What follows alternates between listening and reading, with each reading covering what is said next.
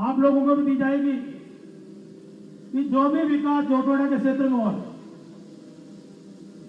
वो आम लोगों की मांग थी और उस मांग को सम्मानीय मुख्यमंत्री जी ने कभी ना नहीं कहा।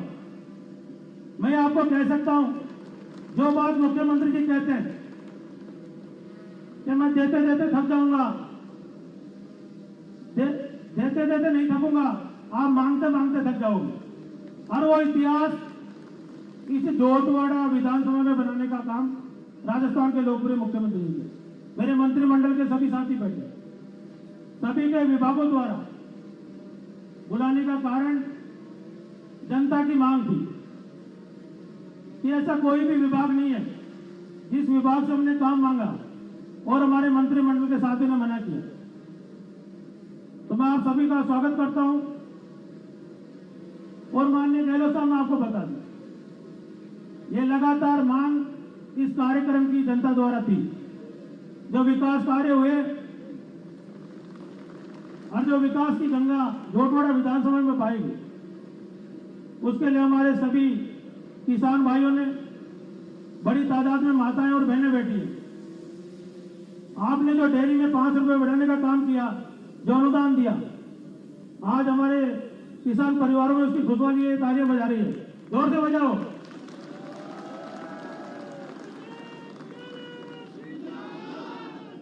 चाहे स्कूल कन्वर्ट का मामला हो, चाहे अंग्रेजी माध्यम की स्कूलें आपने खोली, तालवाड़ में सीएससी, धानका में सीएससी, जोबनेर में सीएससी और अन्य पंचायतों में पीएससी खोलने का काम सरकार ने किया। कोरोना काल के अंदर जो मेडिकल की व्यवस्था हुई, उसके लिए हम आपको धन्यवाद देते हैं कि गांवों में, ग्रामीण इलाकों में, जयपुर के आसपास जो कोरोना फैला, उसकी व्यवस्था, उसका प्रबंधन बहुत ही सही ढंग से किया गया। उसके बाद में लंपी आई, हमारे पशुपालकों को, किसान भाइयों को जो गौ माता पे कहर टूटा, उसमें जो व्यवस्था की गई, ये सभी किसान भाई जानते हैं कि लंपी के अंदर घर घर जाकर दवा वितरण की गई और हमारा जो पशुपालन विभाग था, उसने पूरी सतर्कता के साथ में गौ माता को बचाने का काम किया। कृषि क्षेत्र के अनुदान की बात हो, जीएसएस को मजबूत करने की बात हो, आज जो ट्रैक्टर वितरण और जो चाबी दी गई है आपके सानिध्य से, मैं कहना चाहूंगा, ये ग्रामीण क्षेत्र में जो हमारे कम जोत के किसान भाई हैं, जिनकी जोत छोटी है, उनको कम लागत में कृषि यंत्र, ट्रैक्टर सहित उपलब्ध होगा ताकि वो अपनी जोत कर सके, खेती किसानी कर सके।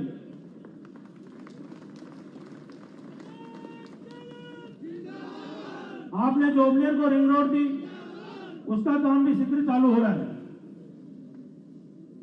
माननीय सीपी जोशी जी मौजूद है। सीपी जोशी जी का आशीर्वाद हमेशा रहा है और समय समय पे हम लोगों का मार्गदर्शन करते रहते हैं। विधानसभा में तो करते ही करते हैं, पर जो जनता की आम समस्या है उनके बारे में बताते रहते हैं कि शिक्षा के क्षेत्र में ये काम करो, नई टेक्नोलॉजी लेके आओ, किसानों को मजबूत करो। अरे हमारे नौजवान यहाँ साथी बैठे हैं, जिनमें से कई अंतर्राष्ट्रीय खिलाड़ी हैं, कई राष्ट्रीय खिलाड़ी हैं। इनकी मांग थी कि इस ग्रामीण इलाके में कोई स्टेडियम बने। आज जिस धरती से मैं बोल रहा हूं, उस धरती पे 41 बीघा जमीन सरकार ने स्टेडियम के लिए अलॉट की है, जिसका पट्टा ग्राम पंचायत को मिल चुका है। मैंने विधायक कोष से 1 करोड़ रुपए दिए हैं। 1 करोड़ की भागीदारी आपकी जो बजट घोषणा थी मेजर ध्यानचंद खेल वाली योजना में, उससे मिला है। पर आपसे निवेदन करना चाहूंगा कि 2 करोड़ में तो उसकी बाउंड्री बनेगी। हम लोगों की मांग है कि हमारे को एक शानदार स्टेडियम मिले जो इस ग्रामीण एरिया की ये नौजवान साथियों की पूर्ति कर सके, क्योंकि आपने ही एक सपना दिखाया है और वो सपना राजस्थान में साकार भी हो रहा है। ये 2% का जो खेल कोटा है, जिससे हमारी नौजवान पीढ़ी खेलों के माध्यम से आगे बढ़ रही है, राष्ट्रीय अंतर्राष्ट्रीय स्तर पर नाम कर रही है। और हमारे गरीब परिवारों के जो किसान हैं उनकी भी भावना जागृत हुई है और घर घर में खेलों का माहौल बना है। चाहे वो राजीव गांधी ग्रामीण ओलंपिक खेल हो, तो मैं कहना चाहूंगा कि आप पधारे हैं। आज से 50 साल पहले इस कंवरबास की धरती पर सम्माननीय मोहनलाल जी सुखाड़िया पधारे थे। उसके बाद में 50 साल के अंतराल के बाद में इसी धरती पर आप पधारे हैं। हम चाहेंगे कि मोहनलाल सुखाड़िया जी ने, उस जमाने में गांव में बिजली नहीं होती थी, और जब मुख्यमंत्री जी पधारे तो आप समझ सकते हो भाई साहब, भाइयों, कि मुख्यमंत्री जी के पास क्या नहीं होता। तो उस जमाने में सुखाड़िया जी ने इन गांवों को बिजली से जोड़ने का काम किया। तो मैं चाहूंगा कि आप स्टेडियम के लिए, मैंने खेल विभाग से मालूम किया है, लगभग 20 करोड़ की आवश्यकता है ताकि हमारा ये खेल स्टेडियम बनकर तैयार हो और इसमें हर खिलाड़ी को हर खेल की सुविधाएं उपलब्ध हो सके। दूसरी बात मैं कहना चाहूंगा, धारीवाल जी यहाँ बैठे हैं, हमारी ये उत्तर दिशा की जो रिंग रोड है इसका काम चालू नहीं हुआ और इस उत्तर दिशा की रिंग रोड से चोमू, आमेर, झोटवाड़ा और सांगानेर के किसानों को लाभ होगा। तो उसका काम भी आप शीघ्र चालू करवा दें। देहात के किसान संपन्न भी रहेंगे, आगे बढ़ेंगे और हमारी जो नौजवान पीढ़ी है उसको व्यवसाय करने का भी मौका मिलेगा। एक दो बातें और है जो मैं आपको बताना चाहूंगा कि हमारी जो एसटीपी प्लांट है, इसमें अभी पिछले महीने दुर्घटना हो गई थी। धारीवाल से कहना चाहूंगा कि उस एसटीपी प्लांट को थोड़ा पैसा लगेगा, वो आधुनिक तकनीकी का बन जाए, क्योंकि अभी 3 नौजवान साथियों की वहां कोई दुर्घटना में मृत्यु हो गई थी। तो मैंने मालूम किया तो उसमें कुछ पैसे की आवश्यकता है ताकि वो एसटीपी प्लांट आधुनिक टेक्नोलॉजी के साथ बने तो दुर्घटनाओं से बचा जा सके और यहाँ का जो पानी साफ होकर जा रहा है वो हमारे कालक डैम में जाएगा, जिसकी नहर का काम भी आज चालू हो रहा है। माले साहब बैठे हैं, इन्होंने अलग से पैसा सैंक्शन किया, उसका कार्य का शुभारंभ आज से हो रहा है अपने कालवाड़ जो बालाजी का मंदिर है वहां से। तो मैं ज्यादा समय नहीं लेता हुआ, जो भी और मांगे हैं, हमारे पीएससी की मांग है, कृषि मंडी की मांग है, ये कृषि मंडी के लिए आया आदेश को साहब, बताओ भाई क्या एक कृषि मंडी की फाइल हमारी आपके पास में है, वो कृषि मंडी की जमीन मंजूर हो जाए तो हम लोगों को शहर में नहीं जाना पड़े। शहर में कोई किसान भाई ट्रैक्टर लेके जाता है तो कई तरह के व्यवधान उत्पन्न होते हैं। यहाँ नजदीक में खेती किसानी करे और खेती किसानी करने के बाद में यदि अपना माल गांव के बीच में वो बेच दे तो किसान के खर्चा भी कम लगेगा, तो पैसे बचेंगे, समय भी बर्बाद नहीं होगा। तो हम चाहेंगे कि वो कृषि मंडी की जमीन में हमारे को अलॉट हो जाए। इसी प्रकार कालवाड़ के अंदर पशु चिकित्सालय के लिए आपने जमीन दे दी,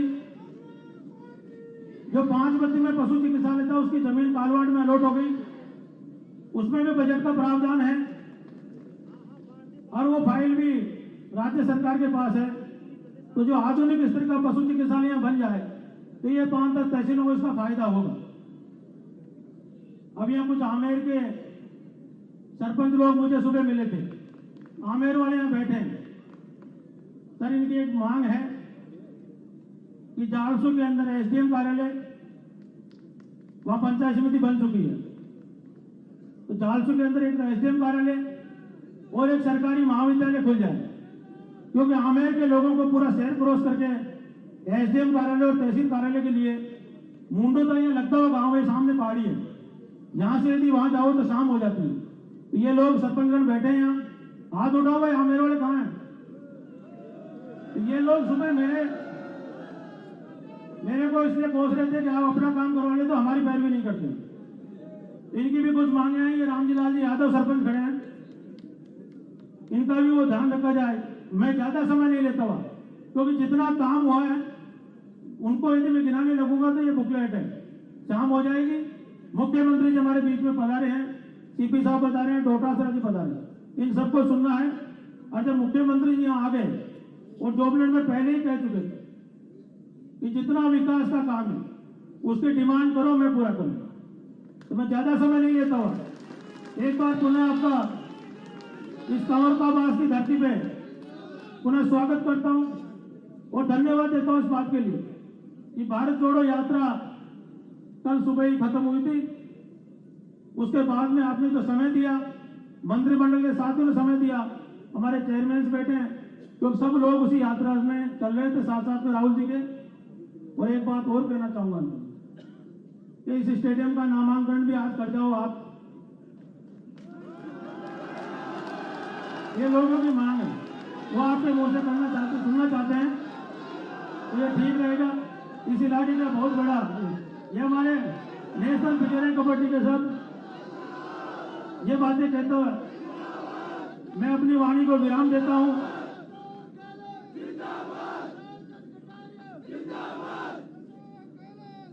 और आपका पुनः स्वागत करता हूं। जय हिंद, राम राम सर।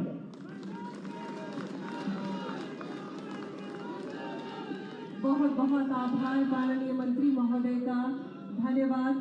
संबोधन के लिए कुशल राजनेता की भांति आपने अपने विधानसभा क्षेत्र की उपलब्धियों का विवरण भी आप सभी के समक्ष प्रस्तुत किया और बिंदुवार अपनी मांगे भी अपने शीर्ष नेतृत्व के समक्ष रखी। पुनः आपका बहुत बहुत आभार। आज के इस समारोह में माननीय मुख्यमंत्री महोदय द्वारा राजीव गांधी कृषक सहायता योजना के लाभार्थियों को चेक वितरित किए जाने का समय है। उसके लिए मंच पर आमंत्रित कर रही हैं श्रीमती नारायणी देवी और श्रीमती कांता देवी। देवी और सज्जनों, आपको बता दें कि कृषक कल्याण को समर्पित राजस्थान सरकार ने कृषि के लिए अलग से बजट देकर पूरे देश में एक नवाचार किया है और राजस्थान को मॉडल स्टेट बनाया है। एक हमारे डोंगरी कला के महाराज यहाँ मंच में मौजूद हैं, मैं क्षमा चाहूंगा, उनका नाम लेना भूल गया, मैं उनका भी स्वागत करता हूं। आप पूरी गौशालाओं के अध्यक्ष हैं। हमारे आसपास की जितनी गौशालाएं हैं उनकी देखरेख और संचालन का काम आप करते हैं। मैं चाहूंगा कि सौर उठाकर महाराज श्री का स्वागत किया जाए। और महेश जोशी जी का काम, इसके लिए मुझे अलग से धन्यवाद देना पड़ेगा, क्योंकि सबसे ज्यादा काम पानी का है भाई। और बड़े भाई नाराज हो जाएंगे, मैं दुबई आया हूं, सबसे ज्यादा पैसा इन्हीं के विभाग से मिला और आगे भी मिलेगा। जो जल जीवन मिशन योजना है और जो पृथ्वीराज नगर का इलाका है उसका काम रात और दिन चल रहा है, टंकियों का काम भी चल रहा है, तो उनको भी विशेष तौर से धन्यवाद दूंगा। इनका प्रोग्राम भीलवाड़ा का था, ये अपना प्रोग्राम निरस्त करके है, इसलिए उनका पुनः आभार व्यक्त करता हूं। धन्यवाद।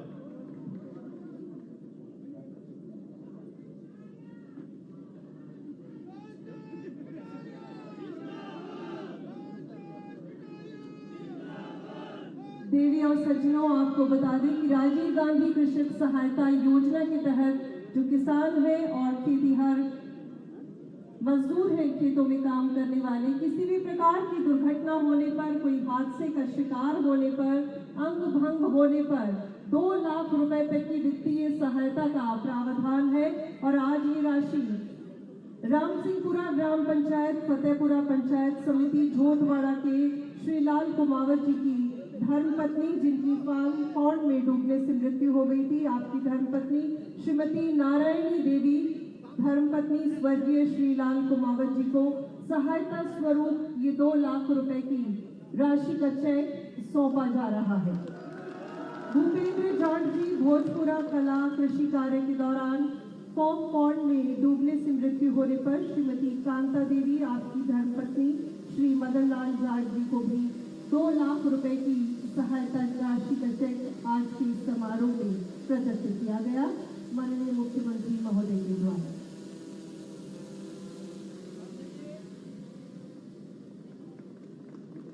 श्रीमती नारायणी देवी और श्रीमती कांता देवी ने प्राप्त किया ये 2 लाख रुपए की सहायता राशि का चेक। पुनः आभार।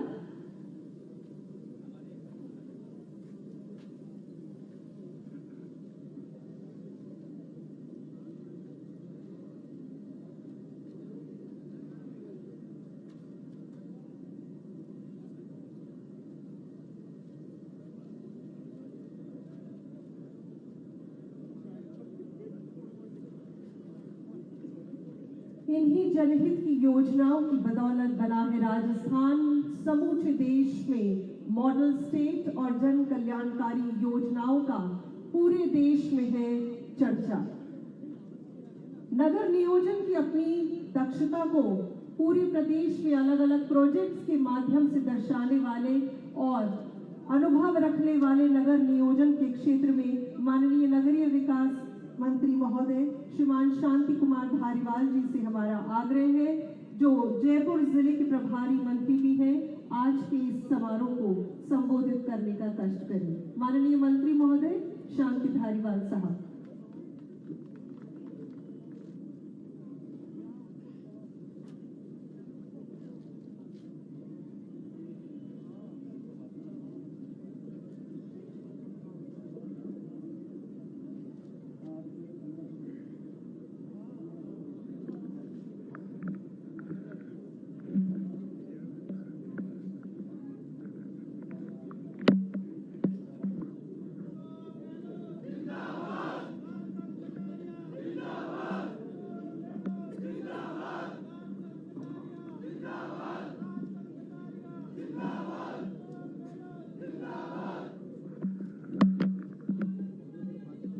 राजस्थान के लोकप्रिय मुख्यमंत्री आदरणीय गहलोत साहब, विधानसभा के हमारे अध्यक्ष माननीय सीपी जोशी साहब और प्रदेश कांग्रेस कमेटी के अध्यक्ष माननीय गोविंद सिंह जी डोटासरा साहब, माननीय मेरे मंत्रिमंडल के बाकी साथी, माननीय बीडी कल्ला साहब, माननीय गोविंद राम जी मेघवाल साहब, माननीय महेंद्रजीत सिंह जी बालिया साहब, माननीय महेश जी जोशी साहब, माननीय प्रमोद जी जैन भैया जी, माननीय भजनलाल जी साहब जाटव, श्रीमती शकुंतला जी रावत, पूर्व विधानसभा में विरोधी दल के नेता माननीय रामेश्वर जी डूडी और माननीय मुरारी लाल जी मीना तथा मंच पर उपस्थित सभी महानुभावों और मेरे सम्मुख विराजमान किसान भाइयों बहनों, योग साथियों और बुजुर्गों, मैं कोई लंबी बात कहने के लिए उपस्थित नहीं हुआ हूं, लेकिन ये बताना चाहता हूं कि ऐसे मैंने बहुत कम विधायक देखे हैं। कई बार मैं विधानसभा का सदस्य रहा हूं, लोकसभा का सदस्य भी रहा हूं, लेकिन जितने चिंतित अपने विधानसभा क्षेत्र के लिए, विकास के कामों के लिए लालचंद जी को मैंने देखा है, ऐसे बहुत कम आदमी देखे।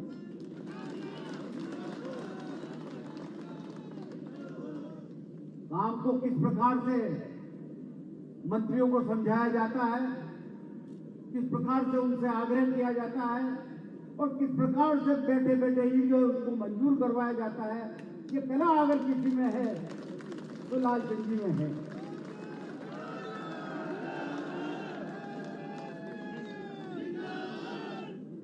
मुख्यमंत्री जी ने सभी मंत्रियों से और विधायकों से कहा है कि अपने अपने क्षेत्र में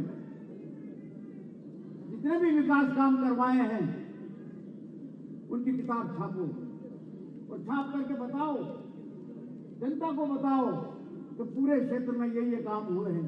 ये इतनी मोटी किताब जो लालचंद जी ने बनवाई 500 से ज्यादा कामों की, मैं समझता हूँ बहुत कम लोग हुए ऐसे, हमारे जैसे तो बहुत कम लोग हैं। हम तो कुछ नहीं कर पाए, लेकिन अपने क्षेत्र के लिए जो लालचंद जी ने किया है, मैं उसके लिए उनका बहुत बहुत धन्यवाद देता हूँ, बहुत बहुत धन्यवाद देता हूँ। जहां तक मेरे से ताल्लुकात है, आज भी 1500 करोड़ रुपए के काम आपके क्षेत्र में चल रहे हैं। 1500 करोड़ रुपए। जयपुर विकास प्राधिकरण ने कोई कसर नहीं रखी है। जब भी लाल टंडन की कोई चिट्ठी आती है या टेलीफोन आता है, काम की मंजूरी हाथ हाथ करने की कोशिश करता हूं। कुल मिलाकर के 4 साल में अगर कोई एक काम आज पब्लिक के बीच में बताया तो एक सड़क का बताया इन्होंने, तो इसका मतलब ये कि बाकी सड़कें बना चुके हैं। एक एसटीपी की बात करिए, उसको भी दिखवाते हैं। और एक कृषि उपज मंडी की जमीन की बाबत बात थी, तो वो इकोलॉजिकल जोन में है, खेल के मैदान में है। तो मैंने अभी यहाँ से जो है मोबाइल करके हमारे जो प्रमुख सचिव है के मीणा जी, उनसे मैंने कहा है, मैं भाई दूसरे प्रपोजल मंगा लो, कोई दूसरे आसपास में जहाँ पर भी जमीन हो वो जमीन भी अलॉट करो। स्टेडियम के लिए भी जमीन दी। कोई काम बकाया नहीं है। ये जो आज काम बताए ये तो नए काम हैं, पुराने काम सारे संपन्न हो चुके हैं। तो ऐसा जागरूक विधायक, ऐसा जागरूक मंत्री आपको देखने को नहीं मिलेगा। और खास तौर पर जिस मंत्री पर यार चुप तो रहो, तो ठहर तो जाओ। और जिस मंत्री पर मुख्यमंत्री जी का वरद हस्त हो, विधानसभा के अध्यक्ष जी का वरद हस्त हो और प्रदेश कांग्रेस कमेटी के अध्यक्ष जी का वरद हस्त हो, तो कमी क्या है?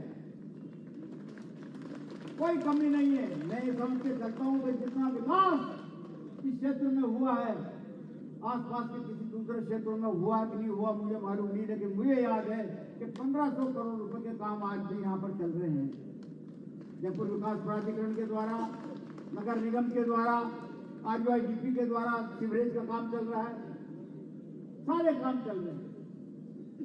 और कई काम 95% काम पूरे हो चुके हैं। आपका वो ब्लॉक अध्यक्ष है अशोक शर्मा, वो आए दिन डेपुटेशन लेकर के आया करते हैं। तो पूछ के देखो आप, यहाँ के कार्यकर्ता कोई भी आता है उसको संतुष्ट करके भेजा जाता है। राजस्थान सरकार के हर मंत्री के द्वारा उसको संतुष्ट करके भेजा जाता है। तो मैं बधाई देता हूँ कि इन हजारों हजार राज्यों की उपस्थिति में और खास तौर पर इतनी बड़ी संख्या में जो महिलाएं यहाँ पर उपस्थित हैं, ये दिखाती है कि ये कांग्रेस की सरकार दोबारा बनाने के लिए आतुर है। राजस्थान के लोग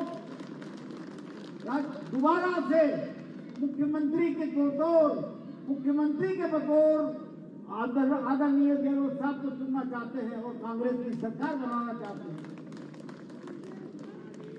क्योंकि जो योजनाएं, विभिन्न योजनाएं, मैं नाम नहीं गिराना चाहता हूँ, 30-32 योजनाएं हैं, इनसे सीधा लाभ मिल रहा है लोगों को। ऐसी योजनाएं पूरे हिंदुस्तान के किसी भी राज्य में ऐसी योजनाएं नहीं चल रही। अभी राहुल गांधी बता रहे थे यात्रा में, वो भी इन्हीं बातों को कहते थे, हर मीटिंग में उन्होंने ये बातें कही। ऐसी योजनाएं किसी भी दूसरे राज्य में नहीं चल रही।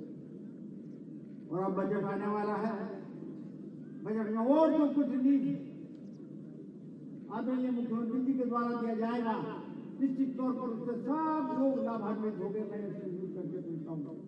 तो मैं लंबे बात में कहता हुआ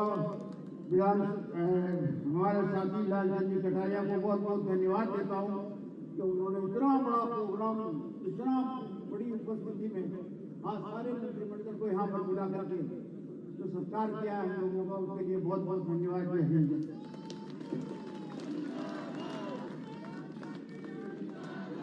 बहुत बहुत आभार माननीय मंत्री महोदय का। और आज के इस समारोह में जहां तक निगाहें जा रही है, एक अभूतपूर्व जन सैलाब, एक विशाल मजमा नजर आ रहा है, उत्साह का अतिरेक। और इसी उत्साह के अतिरेक के मध्य गूंजे आपकी तालियां और आमंत्रित करें हम राजस्थान प्रदेश कांग्रेस कमेटी की बागडोर संभाल रहे पीसीसी चीफ श्रीमान गोविंद सिंह डोटासरा जी को आज के समारोह में उद्बोधन के लिए अपना लोकप्रिय मुख्यमंत्री अशोक गहलोत जी, अपना राजस्थान की विधानसभा का अध्यक्ष आदरणीय डॉक्टर सीपी जोशी जी, अपना किसान नेता आदरणीय लालचंद कटारिया जी, प्रभारी मंत्री आदरणीय शांति धारीवाल जी, सम्मानित मंच, सह का नाम लूंगा तो टेम लाग जाएगा और टेम को सदुपयोग जो नहीं करे वो बावड़ो। कटारिया जैसा को नाम ले लिया और मुख्यमंत्री जी ले इसी जन्म में बीच में एक बचकी सीधी मार दी, समझ गए? मुख्यमंत्री जी 4 बजटा के मायने कलम से को खाको खींच दियो, लेकिन मुख्यमंत्री जी कटारिया जी भी कम को नहीं, भी भीड़ को खाको खींच दियो कि वो 700 फीट होगो।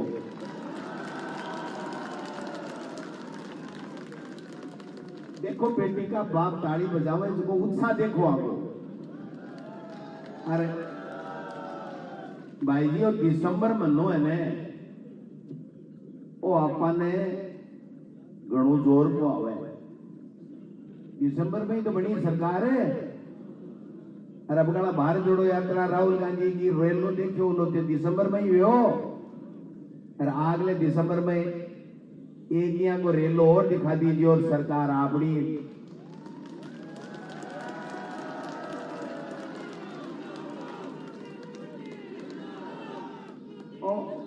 धारीवाल जी सही कह रहे हैं आप मुख्यमंत्री जी, कटारिया जी ना अटकल तो है,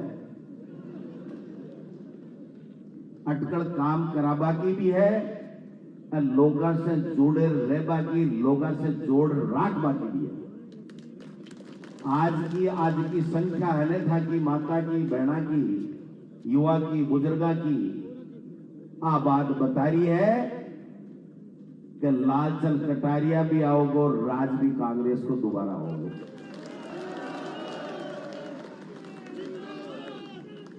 मैं बाहर गेला मुख्यमंत्री जी एक पेट्रोल पंप पर रुको, यादव जी एक बार डट जाओ, राजेंद्र यादव जी 5 मिनट मन ले ले बाजो मजो बिका बाद में ठाकुर थे। मैं बाहर एक पेट्रोल पंप पर रुको तो लोग बाग आ रहे हार, उत्साह कर रहे हार, जा रहे हार कटारिया जी के, मगर बात कहीं है, बोले अब यहाँ का जोर का काम कराया ही कि मैं तो हमारे जीवन के मायने अच्छा काम देखा कोई जरा मैं तो भाई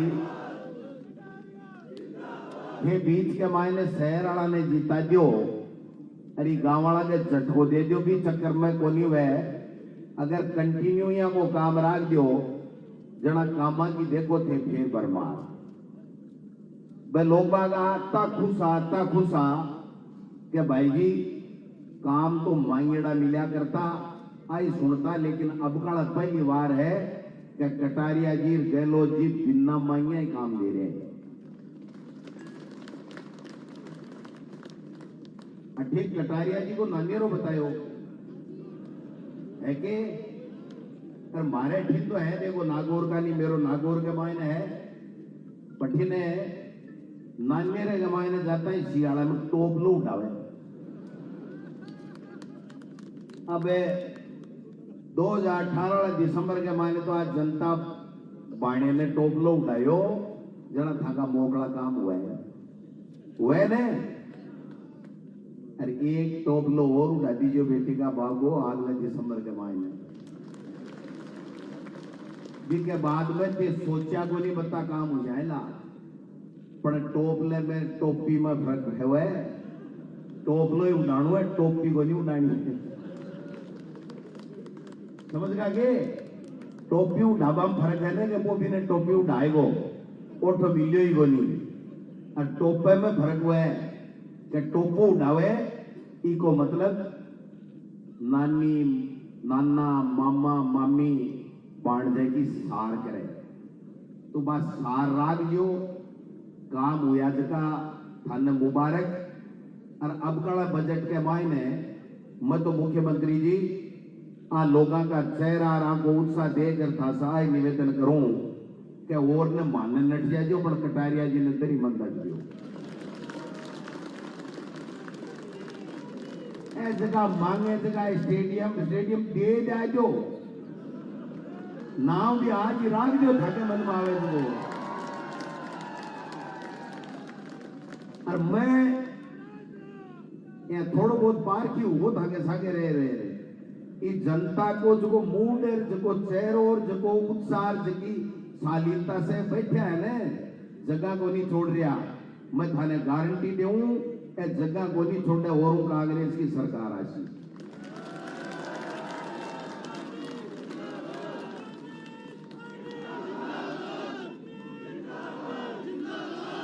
अरे किसान भाइयों शहर के मायने जका नेता रवे बीजेपी वाला और सारे दिन गलाब के मायने क्यों दाबेड़ा रख के बोली सावड़ावे को नहीं बंद मोड़ देते थे। अरे यहाँ को जोरदार गाजर सो मोटियार चोखो बोले चोखा काम लावे और थाको बाढ़ भी के बाद के मायने मोटा की कमी रख चोगे वो नहीं रखो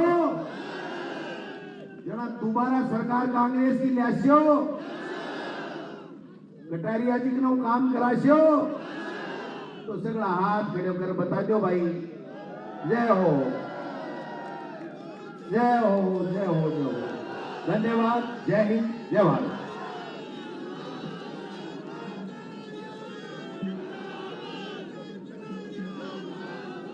पीसीसी चीफ गोविंद सिंह डोटासरा जी ने आज आपको समझा दिया है, वो मूल मंत्र दे दिया है कि कामयाबी झोटवाड़ा को विकास के नए आयाम पर ले जाने का जो कामयाबी का फॉर्मूला है वो आपके हाथों में है और वो हाथ है आपके कि किस तरीके से आप उनके पक्ष में मतदान करते हैं। अब मैं इस कड़ी में आमंत्रित करने जा रहा हूं देश के प्रमुख बुद्धिजीवियों में शुमार प्रोफेसर और राजस्थान विधानसभा के अध्यक्ष डॉक्टर सीपी जोशी साहब जिनकी बुद्धिजीविता को पूरा देश उनके लोहा मानता है।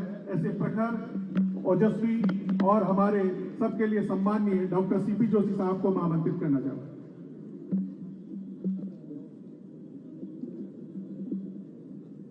राजस्थान सरकार के मुख्यमंत्री सम्माननीय अशोक जी गहलोत साहब, प्रदेश कांग्रेस कमेटी के अध्यक्ष गोविंद जी डोटासरा साहब, इस क्षेत्र के विधायक राजस्थान सरकार के मंत्री सम्माननीय लालचंद जी कटारिया साहब, मंच पर बैठे हुए राजस्थान सरकार के मंत्रीगण, विधायकगण, अलग अलग बोर्ड के चेयरमैन, उपस्थित भाइयों बहनों नौजवान साथियों, सबसे पहले मैं लालचंद जी कटारिया का बहुत बहुत आभार व्यक्त करता हूं कि उन्होंने आज मुझे इस कार्यक्रम में आमंत्रित किया।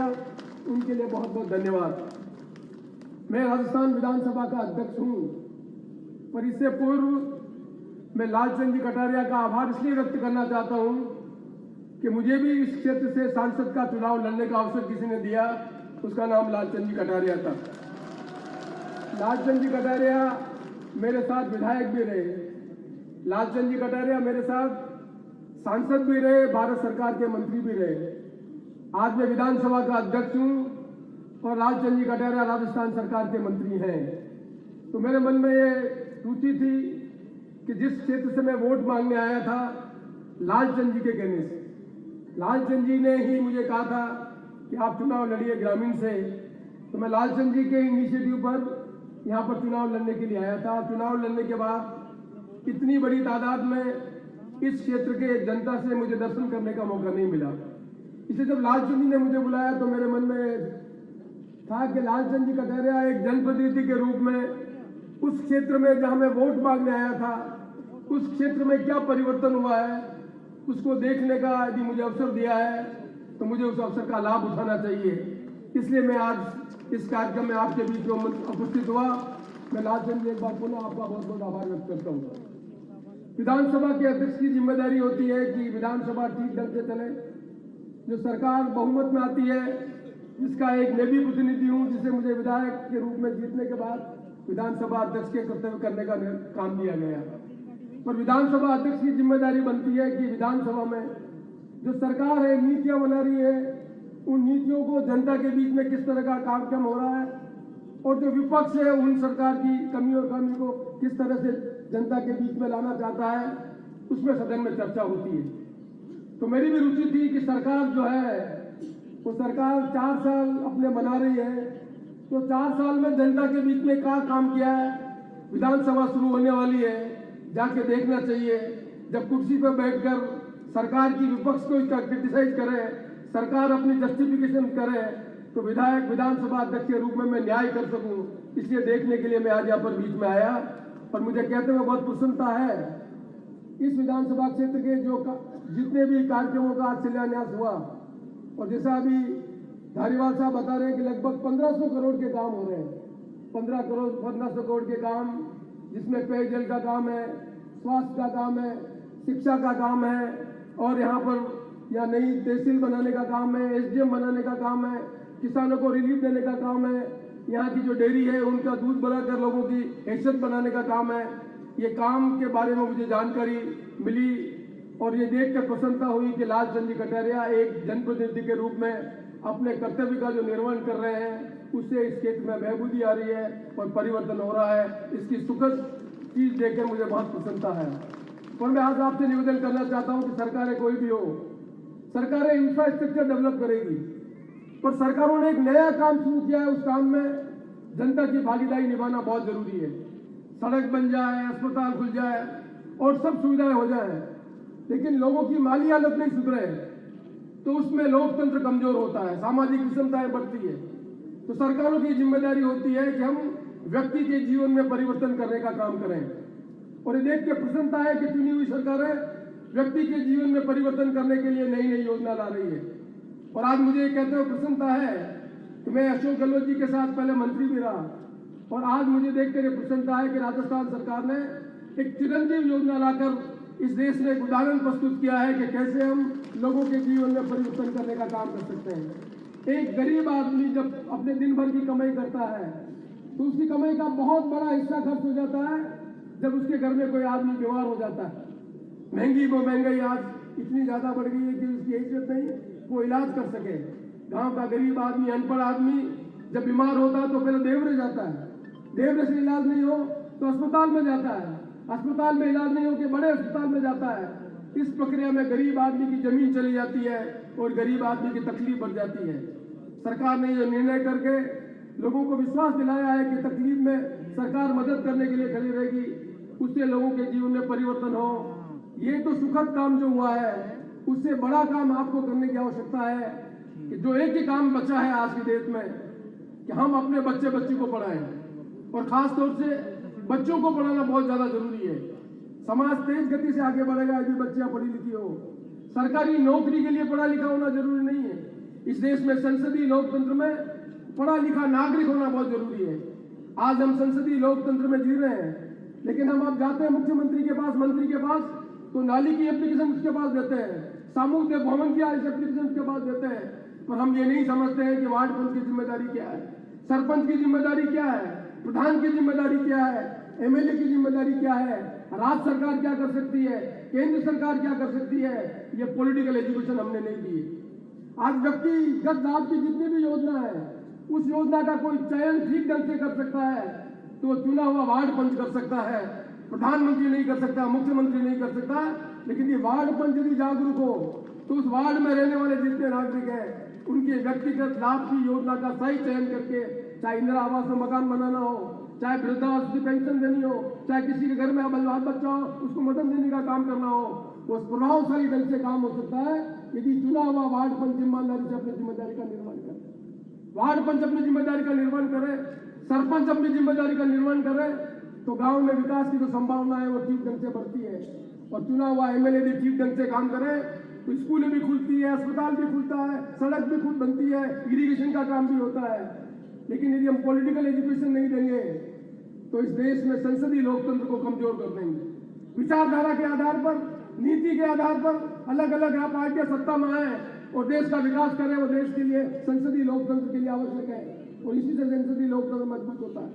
लेकिन भावनाओं के आधार पर हम जनता को सत्ता में आने के बाद यदि देश को निर्माण करने का काम करना चाहते हैं तो संसदीय लोकतंत्र में चुने हुई प्रक्रिया के अंदर भेदभाव नहीं होना चाहिए।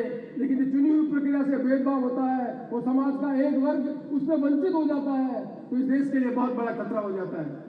इसलिए मैं आपसे निवेदन करना चाहता हूं, एक विधानसभा अध्यक्ष के रूप में मैंने देखा है और समझा है, हम चुनते हैं विधायक को पर विधानसभा चलती 25 दिन। यदि 25 दिन विधानसभा चलती है तो चुने हुए प्रतिनिधि सरकार को अकाउंटेबल नहीं कर सकते।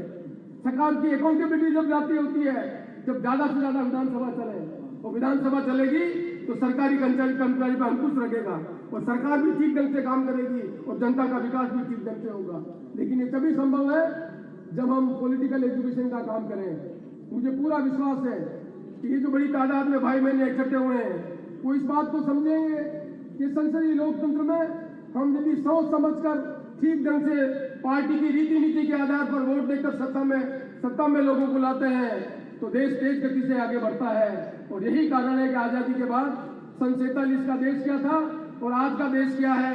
वो दुनिया में जो प्रगति की हमने उन लोगों ने सोचा था जो देश की आजादी को करके इस देश को आगे बढ़ाने का काम किया है, चाहे वैज्ञानिक क्षेत्र हो, चाहे औद्योगिक क्षेत्र हो, चाहे आर्थिक क्षेत्र हो, चाहे और क्षेत्र हो, दुनिया में हम आगे बढ़कर काम कर सके। इसलिए काम कर सके कि संसदीय लोकतंत्र को बनाने वाले नेताओं ने इस देश के प्रति अपने आप को समर्पित किया, ये सोच के समर्पित किया कि लोग जब चुनेंगे तो रीति नीति के आधार पर वोट देकर सरकारें चुनेंगे और चुनने के आधार पर सबको साथ देकर देश का विकास होगा, तभी हम देश गति आगे बढ़ सकेंगे।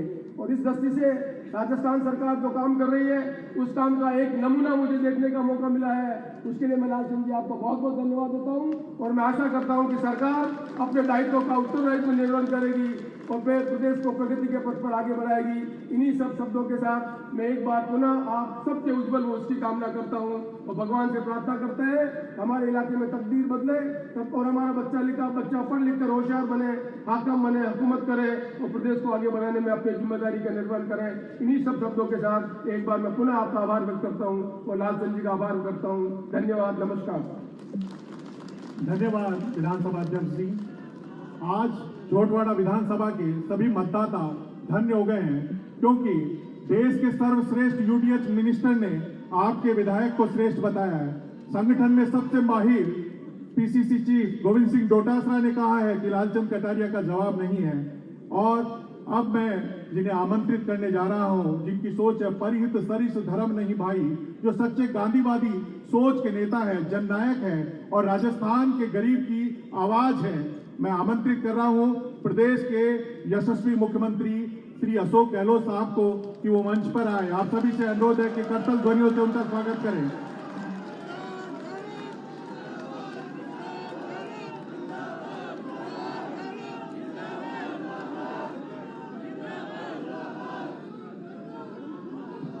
हमारे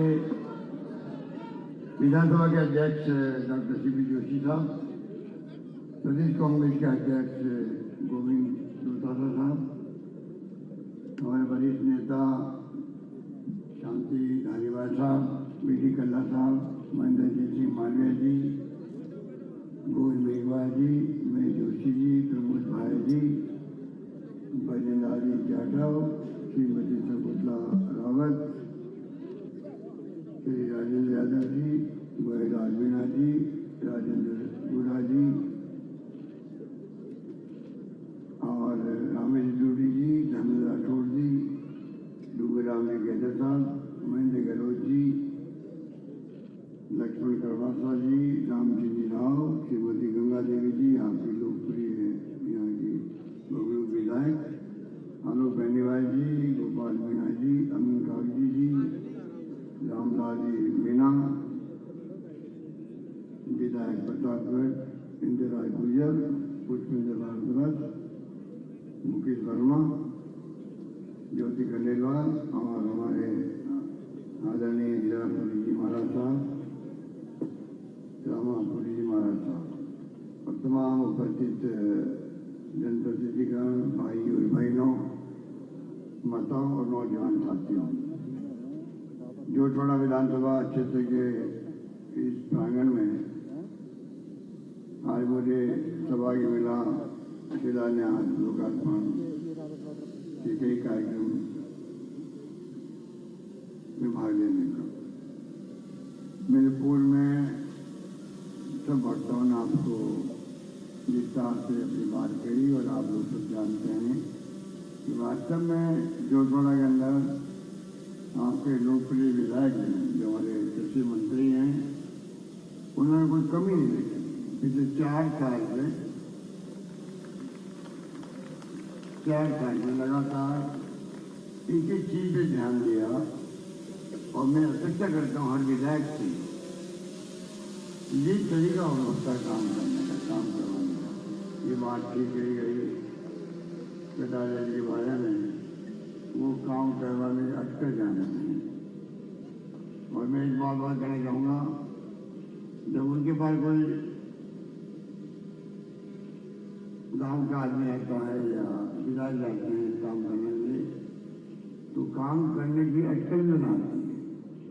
तो काम करवाने की अटकल और काम करने की अटकल, दोनों काम वो माहिर है कटारिया में। इसीलिए आपने देखा कि कोई कमी नहीं रखी। लंबी लिस्ट मेरे पास में भी है, लोकार्पण की भी, शुभारंभ की भी। वो मैं पढ़ना नहीं चाहूँगा क्योंकि आप सबको मालूम है, वक्त लगेगा। पर मुझे खुशी है कि जो सोच है नई सरकार की, वो आप सबके जहन में होनी चाहिए। क्योंकि जब से आपका आशीर्वाद मिला है तो मुझे 3री बार राजस्थान का मुख्यमंत्री बनने का अवसर मिला। मैंने कोई कसर नहीं छोड़ी। एक से एक बढ़ के मैंने बजट पेश किए विधानसभा के अंदर, जिसको पूरे प्रदेशवासियों ने अप्रिशिएट किया। कोई कमी नहीं रखी। पानी की योजनाएं हो, उसमें तो आप कुछ गवाह हैं, क्योंकि आपके यहाँ बिजलपुर के पानी की बहुत बड़ी योजना कटारिया जी के प्रयास से ही संभव हुई और वो काम चल रहा था गति से। मैं जोशी जी बैठे मंत्री जी से और तरीका वाले, तो कोई पानी की बात हो, बिजली आयरन करीब 22-23 मेगावाट हजार मेगावाट बिजली का उत्पादन बनाया। कोई जमाने में कितनी कमी थी। पिछले टाइम में हमने कई बड़े बड़े प्लांट लगाए थे, सुपर कैटेगरी प्लांट लगाए थे, चबड़ा के अंदर भी, सूरजगढ़ के अंदर भी, विंड एनर्जी पवन ऊर्जा लेके आए, सोलर ऊर्जा के बहुत बड़े प्लांट लगे हुए राजस्थान के अंदर। और प्रतिस्पर्धा बड़े बड़े उद्योगपतियों में राजस्थान आने के लिए कि सूर्य भगवान की कृपा से जो मिलती है किरणें, उससे बिजली पैदा करें। एक के बाद एक प्लांट लग रहे हैं, करीब 9-10 हजार मेगावाट बिजली पैदा होने लग गई। तो पानी की योजना हो, बिजली की हो, अब रबी की फसल आ रही है। तो कल मैंने यातायात की पहली मीटिंग हुई ली है कि किसानों के रबी की फसल में बिजली में कटौती नहीं होनी चाहिए, क्योंकि किसान के लिए तो वही सब कुछ है, खेती सब कुछ है। ये अड़चने भी आ रही है, कोयला नहीं मिल पा रहा है, कई बार प्लांट में खराबियां रहती हैं। तब भी मैंने कहा कि उद्योगों की बिजली कटौती करनी पड़ी में करो तो किसान को पूरी बिजली मिले, ये सुनिश्चित करो। मैंने आपने पढ़ा हुआ अखबार में। तो कहने का मतलब ये कि सरकार की प्रायोरिटी तय की हुई है कि हमें गरीबों का, किसानों का, दलितों का, पिछड़ों का और गरीब कोई कौम का हो, EWS जिसको कहते हैं, प्रायोरिटी इसको रखे हम, उसको लाभ कैसे मिले। कोरोना आया, मुझे कहते गर्व है कि प्रदेशवासियों ने, जो मैंने कहा कोई व्यक्ति भूखा नहीं सोना चाहिए। आप सब ने आगे बढ़ के मदद करी एक दूसरे की, कर्मचारियों ने मदद करी खाना पहुंचाने के लिए भी, मेडिकल के जैसे डॉक्टर ने भी रिस्क ली और काम किया। तो पूरे देश में नहीं, दुनिया के अंदर राजस्थान का भिलवाड़ा का नाम हुआ कि लड़ाई ऐसे लड़ी जाती कोरोना की।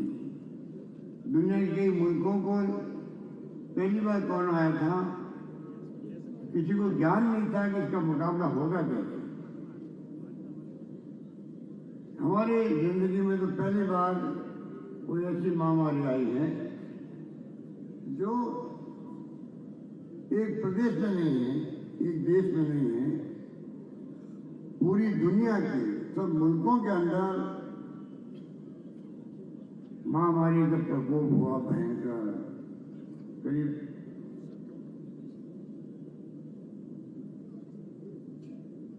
आज मैं पढ़ रहा था, करीब 67 करोड़ लोग मारे गए थे दुनिया के अंदर। 67 करोड़, कोई मामूली घटना नहीं थी वो। राजस्थान में हमने इतना शानदार प्रबंधन किया, फ्री इलाज कर दिया। चाहे 40,000 के इंजेक्शन थे, 10,000 के थे। दूसरे प्रदेश लोग यहाँ आने लगे थे। अच्छा इलाज हुआ, अच्छा प्रबंधन किया हम लोगों ने, और सब लोगों ने आह्वान किया, चाहे राजनीतिक पार्टी के कोई कार्यकर्ता हो। और तो और मैंने धर्मगुरु को आह्वान किया, एक्टिविस्ट को, सामाजिक संगठनों को कहा। सबने मैं समझता हूँ कि वो निभाया प्रदेशवासियों ने। इस कारण से हमारा कोरोना मैनेजमेंट की सब जगह प्रशंसा हुई। इसलिए मैं कहना चाहूँगा कि मैंने कहा भूखा कोई नहीं सोए, तो वो निभाया राजस्थान ने। अभी मुझे 15 दिन पहले बहुत घर हुआ जब सुप्रीम कोर्ट ने कहा इस देश में कोई भूखा नहीं सोना चाहिए। जो बात मैंने कही थी राजस्थान के लिए, वही बात सुप्रीम कोर्ट के आदेश के लिए कोई भूखा नहीं सोना चाहिए। और मेरा ही मानना है, हम आज 21st सेंचुरी में चल रहे हैं और दुनिया के मुल्कों में यहाँ कपड़े का नहीं बची, पेंशन के लिए भी, वृद्धों के लिए, बुजुर्गों को भी, विधवाओं को भी और निसज्जनों को भी। वहाँ हर परिवार को जो जरूरतमंद है उनको वीकली पैसा मिलता है, ये आराम से जिंदगी बिता सके स्वाभिमान के साथ। वही मैं इसलिए लाना चाहता हूँ। मैं चाहूँगा कि अभी राहुल गांधी जी ने जो बात बोली है, 5 जो स्कीम हमारी उसकी तारीफ करी है, उसी ढंग से प्रधानमंत्री को चाहिए कि पूरे देश के अंदर पेंशन की पॉलिसी बनाए। देश के अंदर हर परिवार को, जो निजी परिवार है, उनको सफिशिएंट पेंशन मिले, 2,000 मिले, 3,000 मिले, वो पॉलिसी की बात है। राज्य सरकार हिस्सा दे उसके अंदर, और केंद्र सरकार भूमिका अदा करे। अभी जो पॉलिसी राज्यवार है, अलग अलग राज्यों की है, वो ठीक नहीं है। कोई राज्य कम देते हैं, कोई ज़्यादा देते हैं, कई राज्यों में शर्तें ऐसी लगी हुई है, पूरी होती नहीं है तो वो समृद्धि हो सकते हैं, बड़ी तकलीफ होती है। तो जो स्कीम हमने बनाई है उसमें एक से बढ़ के एक योजना है। पानी की हो, बिजली की हो, शिक्षा में बहुत आगे बढ़ गया राजस्थान। अब IIT यहाँ पर है, IIM है, ट्रिपल IT है, कॉलेज बन गई है। अभी हमने 200-250 कॉलेज थी आज़ादी के बाद में, अभी 4 साल के अंदर आपके आशीर्वाद से 211 कॉलेज हमने खोली। उसमें 94 कॉलेज गर्ल्स की लड़कियों में खोली। जिससे मांगी कॉलेज MLA साहब ने हमें कॉलेज दी, गर्ल्स की भी दी, एक जगह लड़कों की भी दी। 211 कॉलेज खुल गई 4 साल के अंदर, उसमें 94 गर्ल्स। और ये भी कह दिया लड़कियों का पढ़ना ही बहुत जरूरी जितना लड़कों का है। जब 500 लड़कियां होगी 11th-12th में, पूरी स्कूल को कॉलेज बना दिया जाएगा। इतना बड़ा निर्णय हमने कर रखा है राजस्थान में। और इसी कारण आज आपको जान के प्रसन्नता होगी कि लड़कियों की संख्या लड़कों से ज्यादा हो गई है पढ़ने वालों को नहीं इसके अंदर राजस्थान में।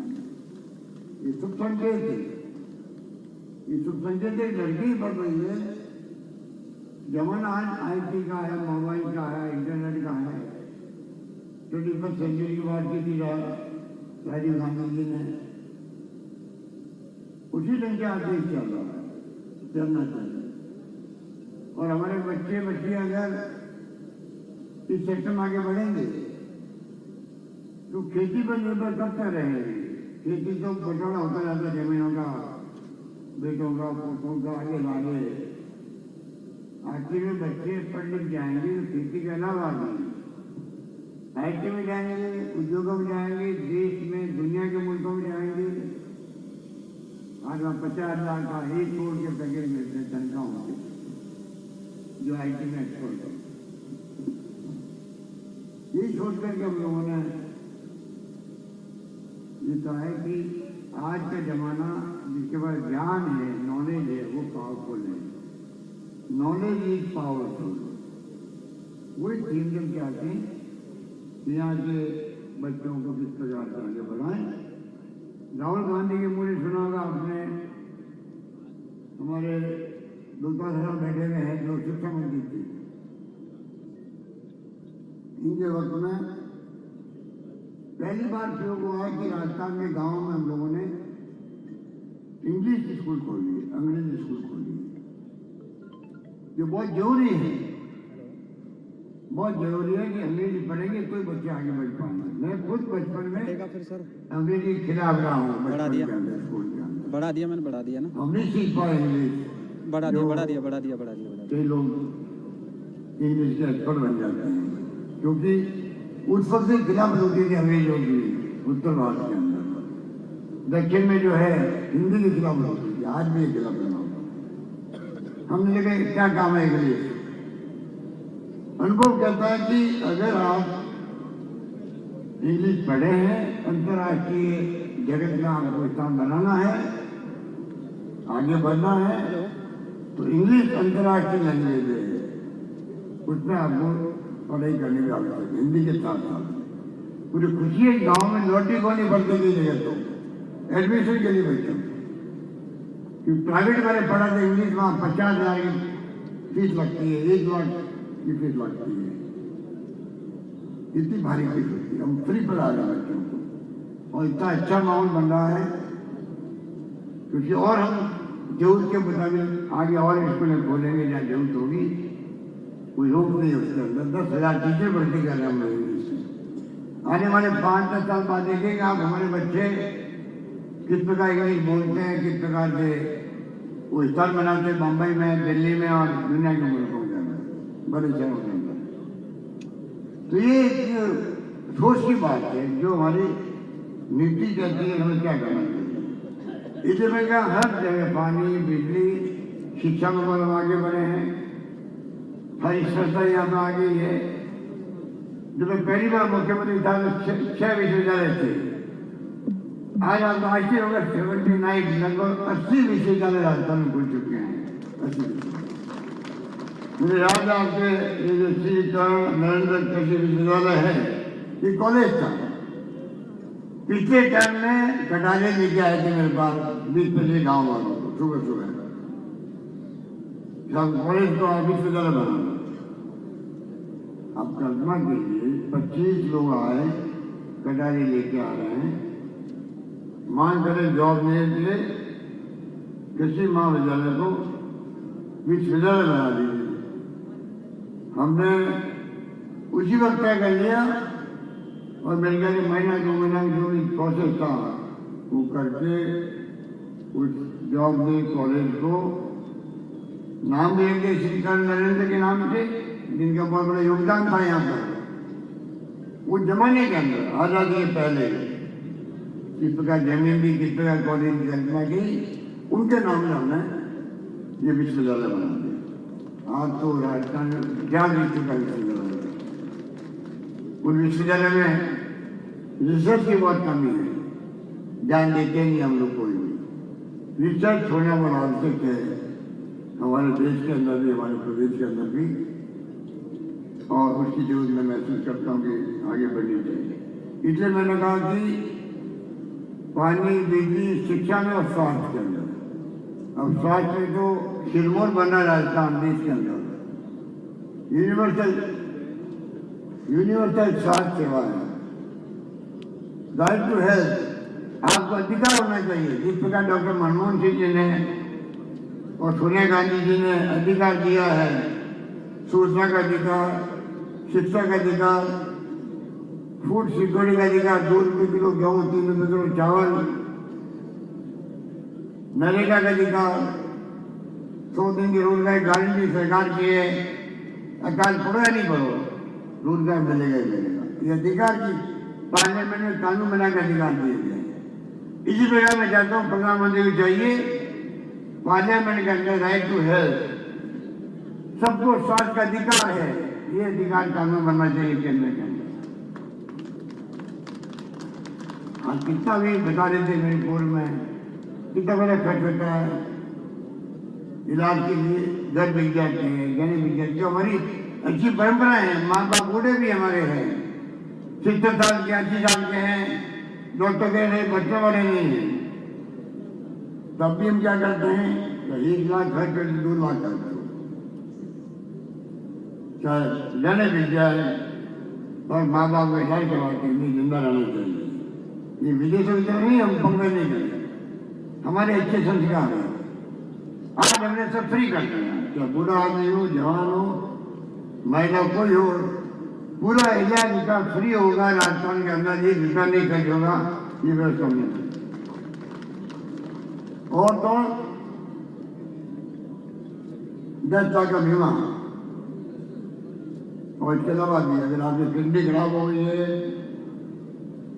अगर आपके ऑर्गन ट्रांसप्लांट करना है, अगर आपका लीवर ट्रांसप्लांट करना है तो फ्री होगा। और प्राइवेट में जाओगे तो वहां भी पैकेज दिया हुआ है, उसके आधार पर वहां इलाज होगा आपका। आईपीडी फ्री, ओपीडी फ्री, दवाएं free, test free, MRI CT scan में 10-10 हज़ार रुपये खर्च होते थे, सब फ्री करते हैं। आज पूरे देश के अंदर राजस्थान की चर्चा हो रही है स्वास्थ्य सेवा को लेकर। तो मैं उम्मीद करता हूँ आपको सबको सेवा 5 लाख का बीमा वो भी है साथ में, मृत्यु होने पर कोई पानी में डूब जाए, परिवार का आदमी एक्सीडेंट हो जाए, भगवान का एक्सीडेंट नहीं हो जाए तो 5 लाख रुपये उस परिवार में मिलते हैं, इसी योजना के अंतर्गत मिलते हैं। इस प्रकार से हमने जो कुछ भी किया आपके देख रहे हैं, पानी, बिजली, शिक्षा, स्वास्थ्य सेवा में हम बहुत आगे बढ़ चुके हैं। सड़कें हमारी अच्छी बन रही है, बरसात बहुत ज़्यादा भयंकर आई इस बार, ये सड़कें टूट गई है, तब भी सड़कों की मरम्मत प्रायोरिटी है, सड़कों की क्वालिटी अच्छी बने, ये हमने केंद्र का अधिकारियों को, इंजीनियर्स को, सरकार कॉम्प्रोमाइज नहीं करेगी, सड़कें बने, क्वालिटी अच्छी बने। आज बने तब टूट गया, हम किसी की मदद बर्दाश्त नहीं करते। इस प्रकार से सड़कें अच्छी बने, यहाँ पर सोशल सिक्योरिटी स्कीम के हम लेके आए हैं, चेंज के अलावा भी उसकी आपको जानकारी है। और तो गायों के लिए ये हमारे विपक्ष के लोग जो हैं, बीजेपी वाले, हिंदू धर्म की बात करते हैं। अरे पूरे देश के अंदर पिछले कार्यकाल में मैंने अपने वक्त में गायों का अलग निर्देशालय बना दिया राजस्थान के अंदर, कल्पना कीजिए आप, अलग विभाग बन गया है। और 9 महीने का हमने शुरू कर दिया, अभी पहले 6 महीने का था, शब्द संतों की मांग थी। गौशालाओं को 9 महीने का अनुदान देना बहुत बड़ी बात है, सोच सकते हैं आप, सरकार दे दिया, लंपी रोग आया तो हमने लंपी रोग में कोई कमी नहीं रखी गाय में सेवा करने में। अभी मुझे बालाजी गौशाला में ले गए थे कटारे जी, तो आप सोच सकते हो गायों की सेवा जो कर रहे हैं उनको बहुत बड़ी मदद सरकार पहुंचाई है। इस प्रकार से आपके यहाँ तो हर क्षेत्र में AD office, CSC, PHC, colleges, पानी, मिसलपुर से डीवाईएसपी का ऑफिस, तमाम शिक्षा विभाग के, तेली विभाग के, बीडीओ के, तहसील, उप तहसील, कहने का मतलब कोई कमी बाकी रखा ही नहीं है। जो मांगा वो सब मिला है कटारिया जी को। और मैंने कहा है, जो भी कहा गया कि ये बात बिल्कुल ठीक आ गया, एमएलए मांग के मांगे थक जाएंगे, मैं नेता लेगा नहीं थकूंगा, ये मैंने कहा। और कहा नहीं है, निभाया भी है, निभा भी रहा हूँ, आगे भी निभाऊंगा। ये आप दिमाग में रखें। राहुल गांधी ने कहा हुआ, कहो मत, कहो तो पूरा काम करो। कर्जा माफ का 7 दिन होना चाहिए। 22 लाख किसान कर्जा माफ हुआ है राजस्थान का, 22 लाख। अभी राहुल गांधी जी मिले वहां प्रदर्शन में 13 लाख का कर्जा माफ था उस व्यक्ति का, 6 लाख का कर्जा वाला मिला माफ होने वाला। हमने कोई लिमिट रखी नहीं। कई राज्यों में कर्जे माफ होते हैं 2 लाख तक कहते हैं, 50,000 तक रखा, वसुंधरा दे रखा। हमने कहा अनलिमिटेड, हमने वादा किया है कोऑपरेटिव का, भूमि विकास बैंक का अनलिमिटेड पूरा कर्जा माफ हो गया। जमीनें रहने की हुई थी, जमीनें की छूट गई। राष्ट्रीयकृत बैंकों का हम कर्जा माफ नहीं करता हूँ, क्योंकि हमें बहुत जगह कोऑपरेटिव कर रहे हैं।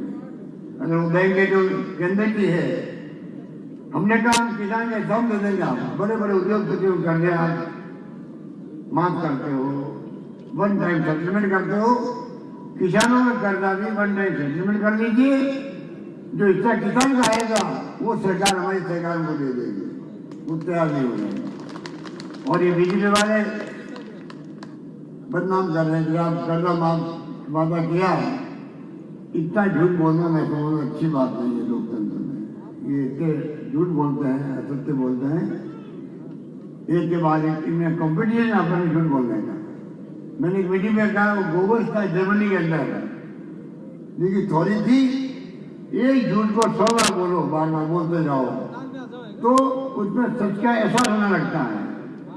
तो मैंने कहा ये बीजेपी वाले गोबर के भाई बंद लगते हैं मेरे बच्चे, इसलिए ये इतने झूठ बोलते हैं, बोलते रहते हर बार झूठ बोलते हैं। तो 4 साल से बोल रहे हैं राजस्थान सरकार ने कर्जा माफ नहीं किया। अरे हमने कर्जा माफ किया, और ये सुन लो कान खोल करके, 6,000 करोड़ रुपये वसुंधरा जी का कर्जा माफ करने का जो घोटाई के बाकी था वो भी हमने आके चुकाया। हमने कहा क्या बात करते हैं, हमने क्या मुकाबला करेंगे, क्या मुकाबला करेंगे, कोई दम नहीं चलता। इसलिए मैं कहना चाहूंगा,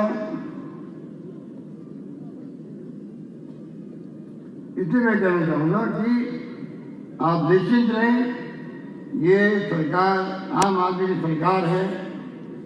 ये सरकार गरीबों के लिए, दलितों के लिए, पिछड़ों के लिए, उन सबकी सेवा करना का संकल्प लिए हुए हैं जिनको राज की जरूरत होती है।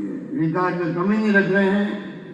बच्चों को अनुवृत्ति योजना में 15,000 बच्चों को कोचिंग फ्री करवा रहे हैं हम लोग। 20,000 लड़कियों को हमने स्कूटी दी है। 12 लाख साइकिलें बांटी हम लोगों ने 4 साल के अंदर बच्चों को हौसला दे करने के लिए। वो कमी रखी नहीं रहे हम लोग। पीछे राजस्थान नहीं, देश में आगे बढ़े। और इस प्रकार मॉडल बन गया राजस्थान। देश के अंदर राजस्थान ये मॉडल के रूप में उभर के सामने आ रहा है। इस बात का एहसास हम सबको होना चाहिए, गर्व है। किसानों के लिए हमने अलग बजट पेश करने वाला पहला राज्य राजस्थान है देश के अंदर, जैसे घोषणा करी थी। प्रोविजन डबल कर दिया हमने बजट के अंदर। अभी मैंने कहा है अगला बजट युवाओं के लिए, छात्रों के लिए, बच्चों के लिए समर्पित होगा। सुझाव मांगे अपने पब्लिक से, विज्ञापन देके, आपको खुशी होगी। 70,000 लोगों ने सुझाव भेजे अपने। अभी मैं जा रहा हूँ यहाँ से मीटिंग करके, उन सबको बुलाया गया, युवाओं को भी और सबको, छात्रों को, नेताओं को। वो क्या सोचते हैं कि मैं मीटिंग करने जा रहा हूँ। कहने का मतलब है हम चाहते हैं कि राजस्थान मॉडल राज्य के रूप में देश में उभरे। ऐसी ऐसी स्कीमें हमने बना रखी है, चाहे वो उड़ान योजना हो महिलाओं के लिए। हम सबको जो बोलते नहीं हैं, टाइम आगे गांव में महिलाएं घूंघट में रहती है, माहवारी में बार बार इन्फेक्शन होता है, इलाज करना पड़ता है, कि बांझ हो जाती है, कि कैंसर वाला बीमारी हो जाती है, बच्चे पैदा नहीं होते हैं, बोलते नहीं है संकोच में। अरे जमाना बदल गया है, हमारी बहन बेटी बैठी हुई है। मैं कहना चाहूंगा कि आज हमने 500 करोड़ रुपए खर्च करके 12 नैपकिन प्रति माह देंगे हम हर महिला के आंगनबाड़ी वगैरह के पहुंचाएगी। इतना बड़ा फैसला हमने किया है। संकोच छोड़ो, बीमारी नहीं होनी चाहिए किसी को, परिवार के अंदर ये हमारी सोच है। 1000 रुपये हमने शुरू किया किसानों को बिजली के बिल के। आज 8 लाख किसानों को बिल जीरो आने लग गया है, जीरो। 8 लाख किसानों को बिल भरना ही नहीं पड़ता बिजली का, खेती का। तो उपभोक्ताओं को 50 यूनिट हमने फ्री करी। आज 46 लाख उपभोक्ता किसानों का हाथ मिला करके जिनका बिल जीरो आ रहा राजस्थान के अंदर, हम कोई कमी नहीं छोड़ रहे। अभी मैंने हाल ही में आपने सुना होगा, अलवर में मैंने कहा है राहुल गांधी जी आता है महंगाई को लेकर, बेरोजगारी को लेकर। बेरोजगारी के लिए मैंने 1,35,000 नौकरियां लगा दी है। 1,25,000 के इंटरव्यू चल रहे हैं, एग्जाम हो रहे हैं, प्रोसेस के अंदर है, और 1 लाख की मैंने और घोषणा कर रखी है। 10,000 बच्चे अभी जोधपुर, बीकानेर, जयपुर में हम लोगों ने मेले लगवाए थे रोजगार के। 10,000 लोगों को नौकरी मिली। हम चाहते हैं कि जो समस्या बच्चों की है अभी तक नौकरी लगा रहे हैं, तब भी कई समस्या आगे प्रस्तुत करते हैं लोग, अलग अलग तरह के युवाओं की है। मैं उनको कहना चाहूंगा सरकार आपको पूरी तरह कॉपरेट कर रही है, करती आई है, करेगी, आगे भी करेगी। पर जो लोग नेता बन गए हैं, बेरोजगारों का संघ बना दिया है, अब बच्चे पढ़ाई करें या उसमें आप आंदोलन करो। जब नौकरियां दे रही है सरकार दे रही है, आप ऐसे ऐसे किचन लेके आते हो। मैंने सुना वो चंदा इकट्ठा नहीं करते आपस के अंदर, ये अच्छी बात नहीं है। हम प्राइवेट सेक्टर में अभी मैंने बुलाया इन्वेस्टर्स को, 11 लाख करोड़ के इन्वेस्टमेंट एमओयू साइन हो गए वहां पर, 11 लाख करोड़ के अंदर 10 लाख नौकरी लगने का अंदाज है। मैं जानता हूँ सब नहीं आएंगे, आधे भी नहीं आएंगे, आधे निकम आएंगे। गुजरात बाईपेट होता था मोदी जी के वक्त में, जब मुख्यमंत्री थे वहां भी 25% मुश्किल से आते थे। तो प्रयास किया दिशा में प्राइवेट सेक्टर में नौकरी लगे, और सरकार कम ही नहीं रख रही नौकरी लगाने के लिए। इसलिए मैं कहना चाहूंगा नौजवानों से भी कि आप ज्ञापन दीजिए, सुझाव दीजिए। तो कई मांगे ऐसी होती है जो मान नहीं सकते, हम चाहे तो नहीं मान सकते, कल हाईकोर्ट में स्टे हो जाता है। उनको चाहिए समझदारी से बात नहीं करते।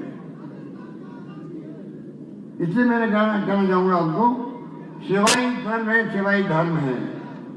अब हमने 5 रुपये, हमें महिलाएं प्रति हमारी बहन बेटी हैं, दूध वालों को 5 रुपये हम लोगों ने प्रति लीटर बोनस दिया है। मेरे ख्याल ये देश में कहीं इतने दुखे गए होगा तो मुझे पता नहीं गए हैं। आज 1,000-1,200 करोड़ हमारे लगे अभी तो दे दिए हम लोगों ने, तो जेब में गया। तो महंगाई का जो टाइम है उसको लेके मैंने कहा, महंगाई को लेके हम लोगों ने जो योजना भाई बनाई है योजनाएं, उसके लिए जो है प्लीज अरे शांत।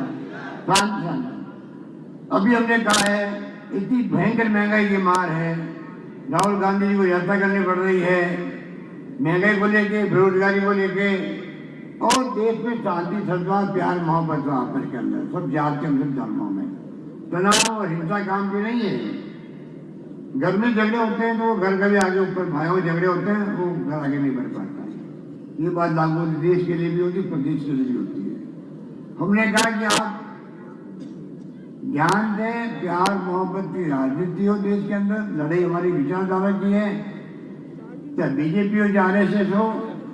राहुल जी खुद कहते हैं हमारी कोई दुश्मनी नहीं किसी से, हम अपनी नीति है, हमारे कार्यक्रम, अपने सिद्धांत जो महात्मा गांधी के दिए हुए उस जमाने के, पंडित नेहरू, सरदार पटेल, मौलाना आजाद, अम्बेडकर साहब ने बनाया संविधान, उसके आधार पर हम देश को चलाना चाहते हैं। और ये लोग हमारे विपक्ष के लोग, ना इनका विश्वास लोकतंत्र में है, चुनाव में जीतने के लिए लोकतंत्र को मुकुट पहन रखा है लोगों ने, संविधान की धज्जियां उड़ रही है,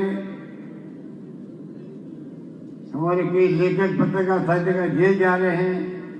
इस सरकार में असहमति और आलोचना इनको बर्दाश्त नहीं होती है, जबकि पक्ष और विपक्ष भी है लोकतंत्र के अंदर। विपक्ष अगर कमियां बताए तो मुझे अच्छा लगता है।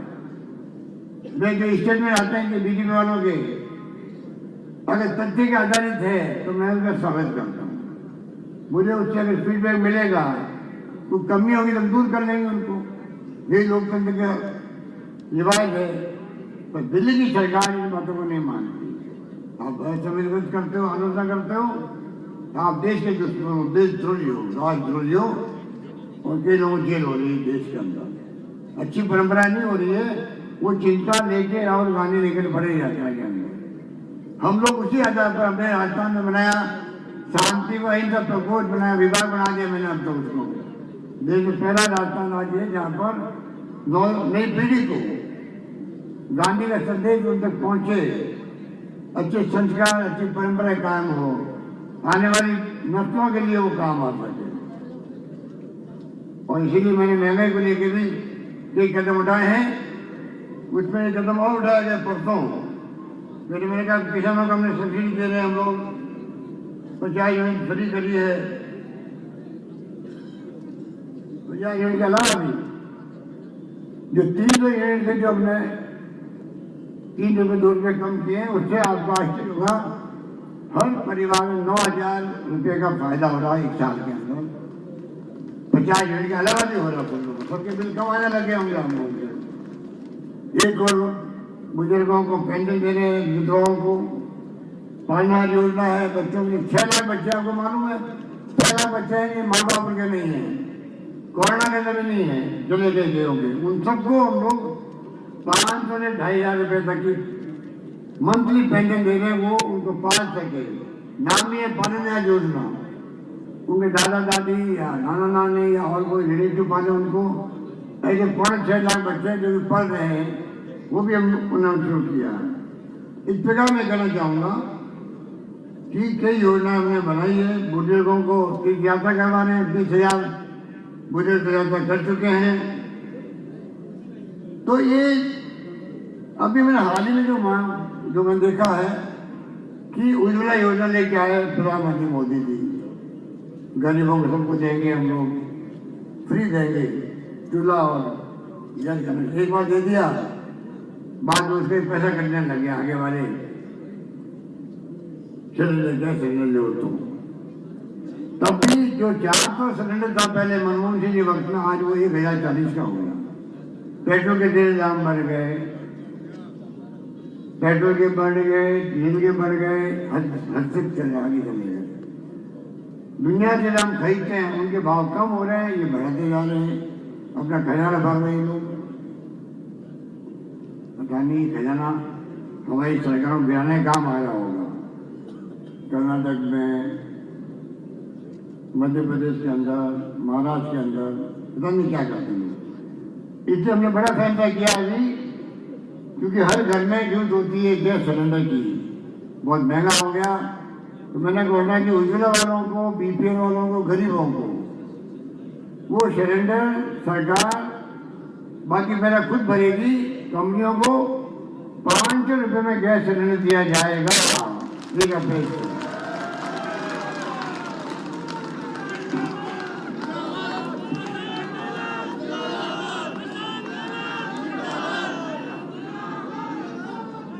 2 मांगे रखी है राज्य कटाई में।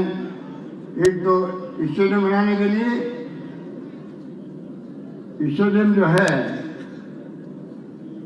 वो 2 करोड़ रुपए इकट्ठे करना भी किए। 1 करोड़ खुद अपने दिया फंड से, मेरे फंड से दिया है, ध्यान से, मेरे ध्यान देने के नाम से हमारी स्कीम है उसके अंतर्गत। स्टेडियम का एस्टिमेट बड़ा बनाया है इन्होंने। अगले बजट जो आएगा, क्योंकि 20 करोड़ रुपए का एस्टिमेट है, लिखवा करके मैं अगले बजट में रखूंगा, उसको दिखाऊंगा। और कृषि मंडी, कृषि उपर मंडी, ये बहुत पॉपुलर डिमांड आपकी। आपके यहाँ पर आप लोग जो आए हैं मुझे बताया गया ज़्यादा, उसमें कई लोग वो भी हैं जो चाहते हैं कि हमारे कृषि मंडी जल्दी जल्दी बने। हमारे बहुत दूर जाना पड़ता है। दारीवाल उन्होंने कह दिया कोई अर्चना आ रही है उसको दूर करेंगे दारीवाल जी, और वो दूर होते ही कृषि मंडी की घोषणा कर देंगे। इसी में घोषणा करूंगा, अगले बजट के अंदर घोषणा मैं करूंगा, इसकी भी करूंगा मैं घोषणा।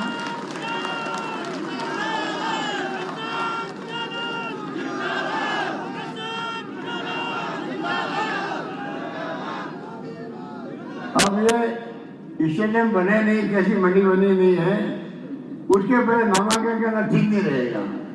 ये अखबार वाले लिखेंगे कि अभी तो बना ही नहीं है, उसके पहले घोषणा क्यों कर रहे हैं नाम पे। बजट के वक्त में जो कुछ करना मैं अपना करूंगा, आप सबको खुश करेंगे, चिंता मत करिए।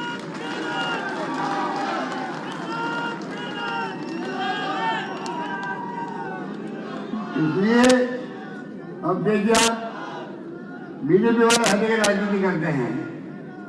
राहुल गांधी जी ने भी कहा, उन्होंने पूछा बीजेपी वालों से, भाई आप बताओ, पहले जय श्री राम बोलते थे, आपने जय श्री राम क्यों बोलना शुरू किया? सीता माता को कहाँ भेज दिया आपने, उनको क्यों नहीं बोल रहे हैं? उन्होंने नारा दे दिया है, वो बोलते हैं जय श्री राम। राहुल जी ने कहा बोलो जय श्री राम, बोला सीता माता के नाम से आप बोलो। इसका मतलब क्या मालूम आपको? वो कोई मिलते आपस के अंदर जानबूझ के बोले जय श्री राम, आप बोलो जय श्री राम, क्या जरूर से बोलो। आप उनको जवाब दोगे, हमारी माताएं बैठी है, बहनें बैठी है, बेटी बैठी है। इस देश के अंदर पुरुष प्रधान देश है, ये पुरुषों का वर्चस्व है। घूंघट में हम इनको कैद रखते हैं, टाइम बदल रहा है।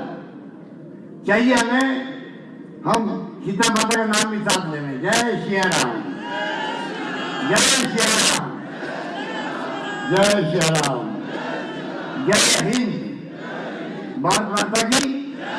धन्यवाद। धन्यवाद। कर्म योगी, युग दृष्टा, जननायक मुख्यमंत्री अशोक गहलोत जी के सार गर्भित संबोधन ने ये साबित कर दिया कि उनके मन में है सबको मिले उपचार, रोजगार, शिक्षा और पानी। गहलोत सरकार की कामयाबी की यही है कहानी। अब मैं कृषि मंत्री लालचंद जी कटारिया और ब्लॉक अध्यक्ष पीसीसी सदस्य युवा ऊर्जा मंत्री अशोक शर्मा, धर्म सिंह जी राजावत और निखिल मित्तल जी को कहूंगा कि हमारे लाडले मुख्यमंत्री अशोक गहलोत जी को यादें हमेशा ताजा रहे कि वो जोटवाड़ा विधानसभा क्षेत्र में पहुंचे थे। वो उनके प्रिय महात्मा गांधी जी के जो उनके निर्णय हैं, उनके चरखे उनको बहुत प्रिय था गांधी जी को, वो स्मृति चिन्ह के रूप में भेंट करें मुख्यमंत्री अशोक गहलोत जी को। कृषि मंत्री लालचंद कटारिया, पीसीसी सदस्य और ब्लॉक अध्यक्ष अशोक शर्मा और धर्म सिंह जी राजावत, गोपाल जी कटारिया और त्रिवेंद्र जी राजावत, आप सब स्वागत करिए। आप सबसे अनुरोध है कि कृपया बैठे रहें और यहाँ से जाने के पहले पुरुष और मातृशक्ति सबके लिए पृथक से भोजन की व्यवस्था, भोजन करके जाएं। अब मैं ये यादगार पल हमेशा रहे, इसके लिए मैं मंत्री लालचंद कटारिया जी से का अनुरोध करूंगा कि विधानसभा अध्यक्ष डॉक्टर सीपी जोशी साहब को स्मृति चिन्ह भेंट करें।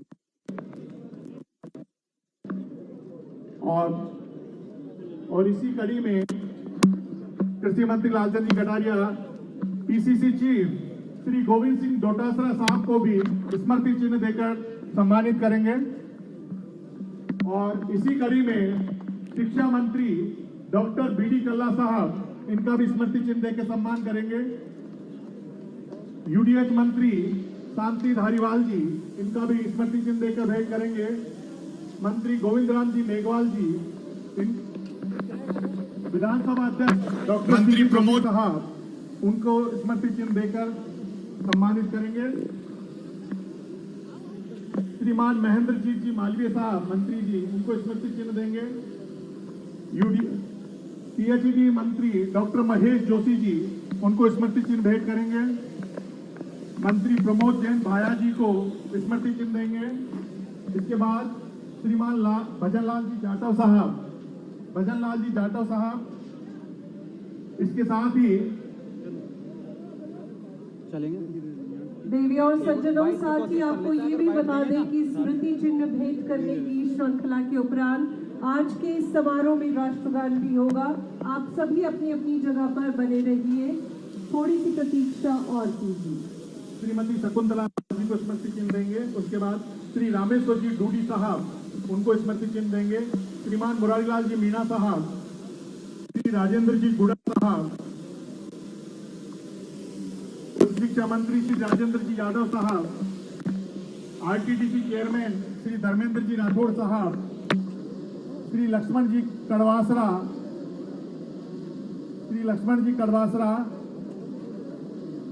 श्री राम सिंह जी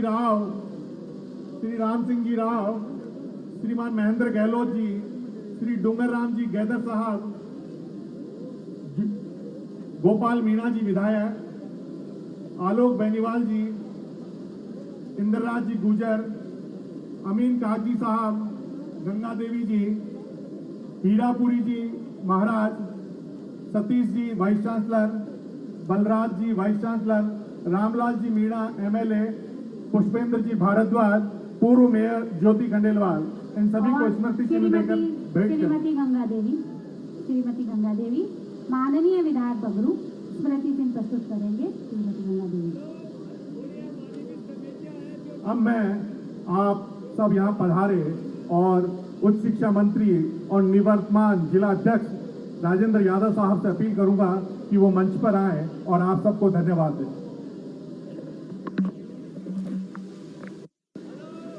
राजस्थान के यशस्वी मुख्यमंत्री आदरणीय अशोक गहलोत साहब, अध्यक्ष पूर्व केंद्रीय मंत्री आदरणीय सीपी जोशी साहब, प्रभारी मंत्री जयपुर केजरीवाल जी, आप सबके लाडले कृषि मंत्री लालचंद कटारिया जी, हमारे मंत्रिमंडल के